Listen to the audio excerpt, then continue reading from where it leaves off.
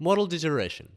This is going to be an exciting topic, maybe even unique on the whole internet. I'm not going to claim that, but maybe, because I haven't seen it anywhere else. We're going to find out how models deteriorate. What does it look like when a model deteriorates? All right, so we have our cap curve. Our cap curve is a very powerful tool that allows us to see our model, to have a graphical representation of a model, which includes as well how well the model is performing.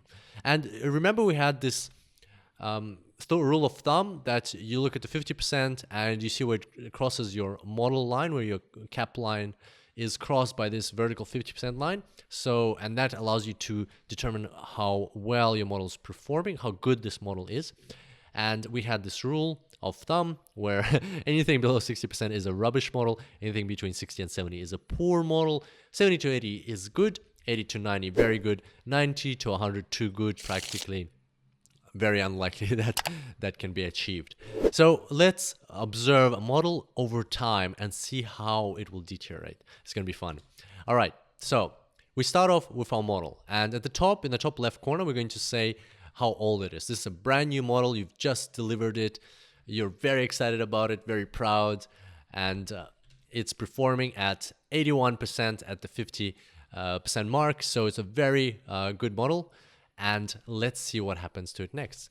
6 months down the track. How well is it performing? A bit worse, 75%. So it is just a good model. It's not a very good model anymore. It's just a good model, but still pretty solid. It's giving good results, good predictions. You can derive value from it. Then 12 months down the track, what do we see here? 69%. It just crossed into the poor path or the poor threshold. So as you remember, 60 to 70 is kind of like a poor model, but it's still around the 70% mark, still maybe driving insights, not as good at as when it was brand new, 81%, but it's kind of still doing all right, fairly all right, but venturing into the poor territory. Another 6 months down the track, after 18 months after deployment, how well is our model doing? Only 63%. That is definitely a poor model. Can't really derive a lot of value from that. But, you know, we are not maintaining it. So let's see what happens 6 months later. 24 months down the track, 55%. And that is already a red flag, a warning. 55% is not much better than a random coin toss. Just a 5% increase on top of a coin toss. And like, what's the point of having that model? What's the point of wasting processing power and actually using it in business processes? This is kind of already useless. That's why we call them rubbish models. Total rubbish model.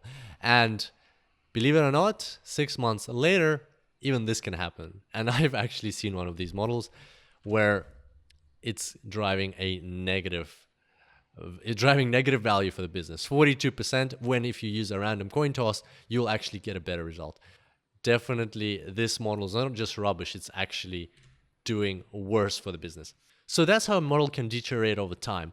The timeframes used over here are completely out of the blue, so it might not be a 6-month period between each one of these, might be 12-month period, might be even 3-year period, depends on the industry. It could be faster, it could be a month, it could be 2 months, depends on the dynamics in the industry, in the company, in the population, in the country, in the economic environment, and so on. So depends on what you're modeling as well. So if you're not modeling populace, like people and your customer base and so on, if you're modeling defects at in a factory, then your model might last longer. But then if something changes, for instance, the plastic or the materials change, then your model might start deteriorating. So it all depends on the circumstances, but models do deteriorate over time, and we'll actually find out why in the next tutorial. Now make sure to check out these videos on the right or the full course in the description to continue your learning, and I look forward to seeing you there.